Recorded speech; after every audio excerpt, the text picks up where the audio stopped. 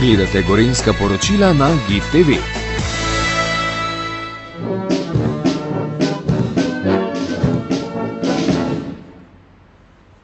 Glasni pozdrav, nadi, stop!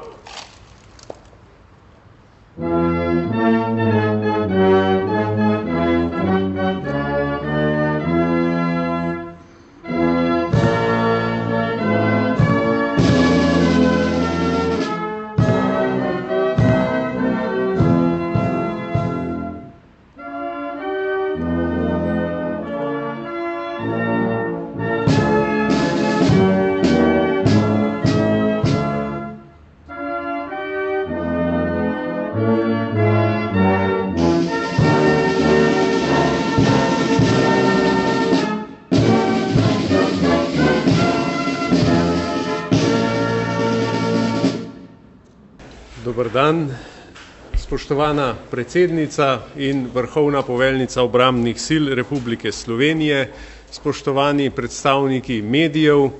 Danes imam prijetno nalogo, da prvič gostim novo predsednico in vrhovno poveljnico obrambnih sil na Ministrstvu za obrambo. Obisk je namenjen pregledu vseh naših aktivnosti in seznanjanje z našimi tako tekočimi aktivnostmi, kot tudi načrti za naprej. In predstavili smo tiste ključne naloge, ki so pred nami, kar se tiče tako razvoja Slovenske vojske, kot tudi drugih področji, ki jih pokriva delovanje našega ministrstva, se pravi tudi uprave za zaščito in reševanje, potem direktoratov ministrstva in pa uprave za vojaško dediščino. Seveda, kot sem rekel, je to prvi obisk, verjetno v nizu mnogih, ki bodo še sledili tekom novega mandata, in veselim se sodelovanja, kajti obramba, varnost in zaščita in reševanje je izjemno pomemben segment v naši družbi. Spoštovana gospa predsednica, predajam vam besedo. Ja, najlepša hvala, gospod minister. Z izjemnim ponosom in veseljem sem prvič v vlogi predsednice Republike Slovenije danes prišla na Ministrstvo za obrambo in na obisk k Slovenski vojski. Veliko smo se pogovarjali o razvoju Slovenske vojske.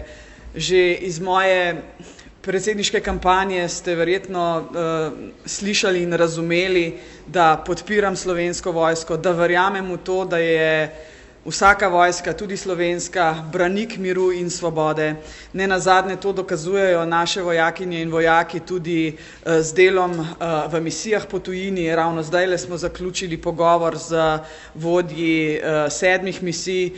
Vsi po vrsti so povedali, da so situacije mirne v vseh teh državah, kjer slovenski vojaki in vojakinje so. Ponosna sem, da jih naše vojake, naše vojakinje praktično ceni ves svet. Dotaknili smo se danes seveda tudi proračuna za Slovensko vojsko. Veste, da je zahteva NATO 2% bruto domačega proizvoda. Sama bom podpirala razvoj in večje investicije, večji proračun za Slovensko vojsko. Nenazadnje, veste, je več denarja za Slovensko vojsko pomeni, da lahko Slovenska vojska naredi še mnogo več kot že sicer. Sama sem velika podpornica tako imenovanih dvojnih tehnologij. Veliko sva se z načelnikom Glavašem danes o tem pogovarjala. Dvojnost tehnologij pomeni, da tehnologije, ki jih vojska kupuje, niso namenjene samo za vojno obdobje, ampak tudi za civilni, miren čas. Nenazadnje naše vojakinje in vojaki velikokrat pokažejo, kako zelo ob katastrofah, ki prizadanejo Slovenijo, lahko pomagajo. Zadnje je seveda katastrofa požara na Krasu, tudi tu se je Slovenska vojska še kako izkazala. Želim si, in o tem smo tudi danes veliko govorili, da bi več deklet in fantov prepoznalo slovenski vojaški poklic kot poklic, ki je usmerjen v prihodnost. Sama sem ne samo ljubiteljica, ampak tudi pozorno spremljam moderne tehnologije in razvoj modernih tehnologij. Prepričana sem, da lahko mnogo mladih tudi v Slovenski vojski navdušijo z modernimi tehnologijami, ki se vpeljujejo v samo delovanje Slovenske vojske, zato da bi se odločili za ta plemeniti poklic. Izjemno sem hvaležna vsem, ki so me danes podučili o tem, kako sistem funkcionira. Morda na koncu samo še to, da seveda pričakujem poročilo o pripravljenosti Slovenske vojske, ki bo marca pripravljeno in mi bo na razpolago, da ga lahko preberem in analiziram skupaj s svojimi svetovalci. Prosila sem vse pristojne, da se v to poročilo vendarle ne vključi samo tiste gole bojne pripravljenosti, ampak da želim, da mi poročajo tudi o tem, kako smo pripravljeni na področju drugih obrambnih varnostnih zadev. Energetska varnost, prehranska varnost, transportna, infrastrukturna, skratka neko tako širše poročilo bi si želela in vsi odgovorni so mi seveda obljubili, da ne bo nobenih težav to vključiti v poročilo, namreč Ministrstvo za obrambo in Slovenska vojska spremljata tudi ta področja, ki so izjemno pomembna za varnost Republike Slovenije. Dotaknili smo se tudi prenove zakona o obrambi. Vsi skupaj se zavedamo, da je zakon star, da je potreben prenove, predvsem v smeri prebojnih tehnologij, hibridnih groženj, ki so danes stalnica. Pri prebojnih tehnologijah seveda govorimo o umetni inteligenci, vsega, kar se dogaja v kiberprostoru, in slovenski zakon o obrambi je treba v tem segmentu prenoviti in upam, da se bomo v recimo mojem mandatu in v vašem mandatu, gospod minister, lotili tudi prenove tega izjemno pomembnega krovnega zakona za Slovensko vojsko in obrambni sistem Republike Slovenije. In še čisto zadnji stavek. Z velikim navdušenjem sem sprejela podatek, da je v Slovenski vojski 17% pripadnic ženskega spola, kar nas uvršča v vrh evropskih vojsk. In nad tem podatkom sem pa res kot ženska, kot vrhovna poveljnica obrambnih sil še posebej navdušena in hvala lepa, načelnik Glavaš, da skrbite tudi za vsaj kolikor toliko spolno uravnoteženost v Slovenski vojski. Hvala lepa, gospod predsednica, gospod minister. Sedaj ste odgovorila še na vprašanje ali dve. Izvolite. Morda najprej za predsednico, omenili ste oceno o pripravljenosti Slovenske vojske. Kak je vaš odnos do javnega razkrivanja te ocene ali nameravate s tem nadaljevati? Tu moram še tehtno razmisliti, kako se bom tega lotila. Prvič se srečujem s tem poročilom o pripravljenosti Slovenske vojske, nekaj časa je seveda še na razpolago do marca, da ga dobim, tako da na to vprašanje danes konkretnega odgovora ne bom dala, ker bi želela prej seveda videti vsebine. Nedvomno pa je določene stvari o pripravljenosti Slovenske vojske potrebno povedati tudi javnosti. Zelo vprašanje za gospod predsednico, ali so seznanili z ekonomskim položajem vojakov? Gospoda ministra pa imel vprašanje, kako se odzivate na današnjo skupno izjavo dveh sindikatov, da so relativno više plače v Slovenski vojski odraz nadobremenjenosti in nadvod. Z ministrom Marjanom Šarcem sva govorila in tudi z načelnikom Glavašem o plačah slovenskih vojakov in vojakinj. Veliko se dela na tem, ne nazadnje smo pa vendarle skupaj ugotovili, da če je morda začetna plača morda nizka, se vendarle vsak vojak, ki dela v Slovenski vojski, vsak vojak dobi določene dodatke, tako da plače v Slovenski vojski niso, bom rekla, na tako slabem nivoju. Vem, nikoli pa ni tako dobro, da ne bi moglo biti še bolje, tega se pa vsi skupaj zavedamo, ampak prepričana sem, da predsednik vlade bedi tudi nad tem. Govorila sva že z predsednikom vlade Golobom in ta korenita reforma plačnega sistema v javnem sektorju je nekaj, čemur pa slovenska vlada posveča kar veliko pozornosti in prav je tako. Ja, hvala za pričakovano vprašanje. Zdaj, kar se tiče celote, mi smo danes govorili o predvsem tudi razvoju Slovenske vojske, o poti naprej. Tukaj se zaveda celotna slovenska vlada, da je to nujno. Kar se pa tiče dialoga s sindikati, pa ta teče. Zato je tudi pristojen državni sekretar Rudi Medved. Mislim, da so pogovori vedno korektni z obeh strani. Problematika ni od včeraj in se rešuje že dolgo časa. Mi smo tudi vedno prisluhnili sindikatom in zagotovo je to problem, ki ga bo treba rešiti na tak ali drugačen način, vendar pa danes ne bi želel nekih konkretnih zadev, ker dialog ves čas poteka in seveda mi pripravljamo tudi spremembe zakona o službi v Slovenski vojski, kjer bo opredeljena tudi straža in bomo naslovili ta problem, tako da, kot sem rekel, dialog poteka in rešujemo nekako skupnimi močmi. Sindikati opozarjajo, tako kot so opozarjali, opozarjajo in bodo opozarjali, ne nazadnje to tudi njihova naloga. Problemi, ki so seveda tekoči, pa verjamem, da se bodo v bodoče tudi dali rešiti, je pa, kar se plač tiče in teh zadev, seveda nedvoumno treba povedati, da je to del širšega sistema in tudi Ministrstva za javno upravo, ki ima krovno vlogo pri tem in tudi je potrebno razumeti širšo sliko na področju plač in pomembno je, da dialog poteka in tako bo tudi v bodoče. Mene zanima, kako boste nagovorili oziroma se lotili reševanja zdaj že pregovorno slabe kadrovske slike znotraj struktur MORS-a, še posebej Slovenske vojske. Me zanima, kaj boste storili na ministrstvu in kako lahko vi kot predsednica pri tem pomagate oziroma pripomorete?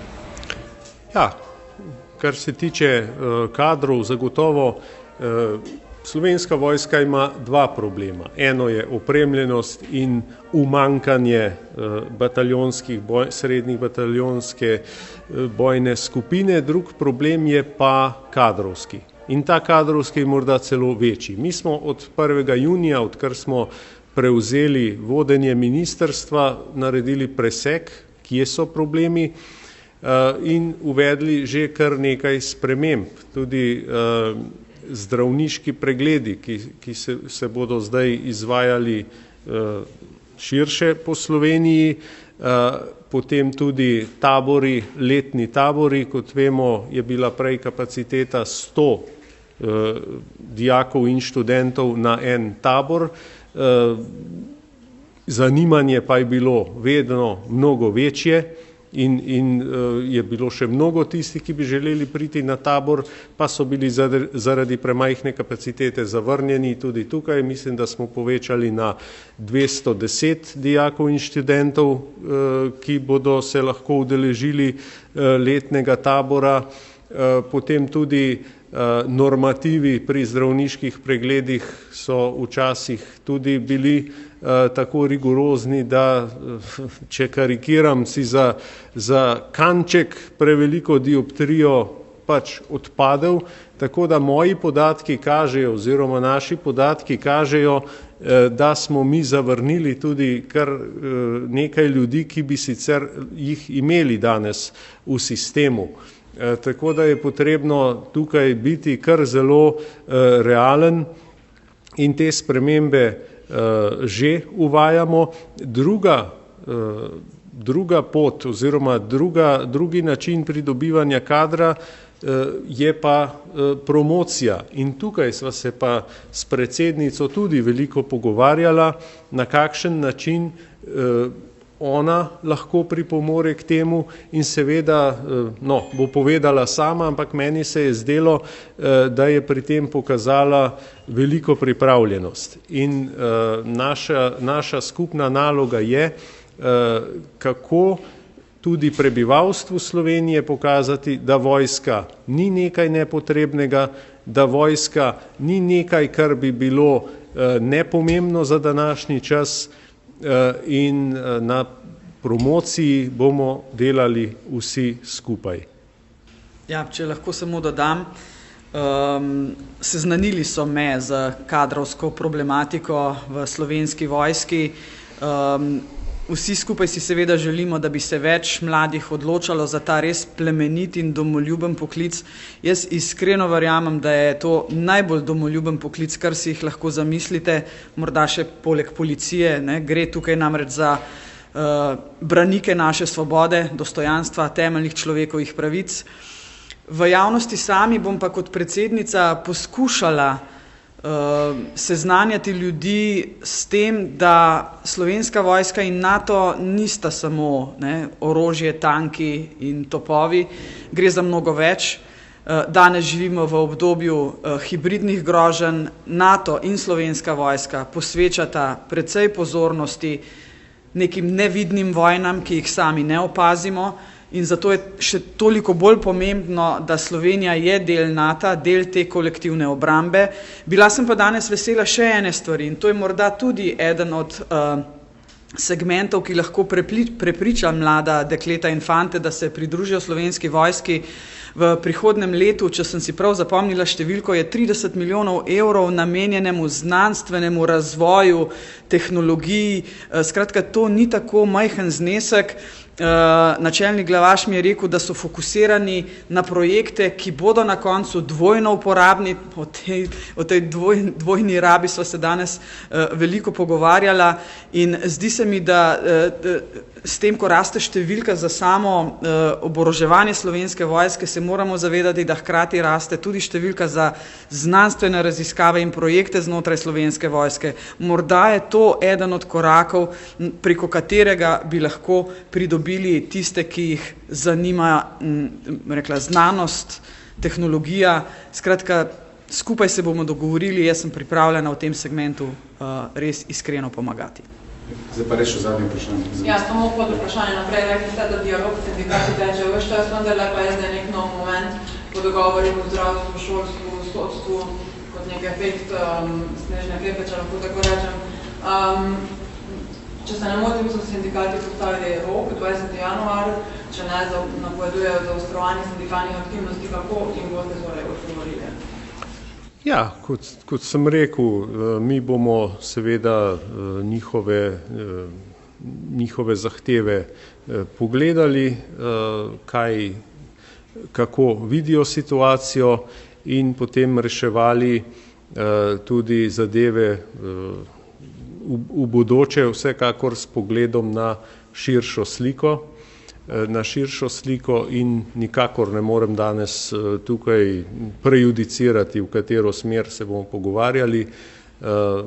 Je pa to vprašanje, ki ga, kot sem rekel, ki ni se pojavilo včeraj ali danes, ampak je že dolga leta. Pomembno pa je, da ohranimo ves čas dialog in sodelovanje, da tudi temu področju prisluhnemo v vrsti vseh, ki smo jih danes omenjali, se pravi velike zgodbe, ki se jim reče razvoj, ki se reče pridobivanje kadra. Nenazadnje letos prvič že v rebalansu in pa proračun za naslednje leto in za 2024. Tukaj se moram tudi zahvaliti predsedniku vlade in celotni vladi za posluh, da smo zvišali proračun, da ga zvišujemo in da so tudi obeti dobri, zato da končno Slovensko vojsko spet dvignemo na nivo, ki si ga zasluži, in pa celotni obrambno-varnostni sistem in sistem zaščite in reševanja. In zagotovo so to te velike zgodbe, ki so pred nami. Ne bomo pa pozabili tudi na dialog s sindikati, kot je vedno bil in bo tako tudi v bodoče. Hvala lepa. A morda lahko samo jaz še eno stvar dodam. Prav je, da se sindikati oglasijo, prav je, da se tudi vojaški sindikat oglasi. To je namreč nek povod za korenito plačno reformo v javnem sektorju. Še kako je potrebna in jaz resnično upam, vem, ker že delajo na tem projektu, da se jo bo lotilo celovito. Nisem pristaš tega, da se parcialno rešuje zdravniške plače, pa se potem oglasijo sodniki, pa potem vojaki, pa potem policisti. Plačni sistem, ki ga imamo v Republiki Sloveniji, je zastarel, potrebno ga je prenoviti in prav je, da ga prenovimo kot celoto in ne parcialno.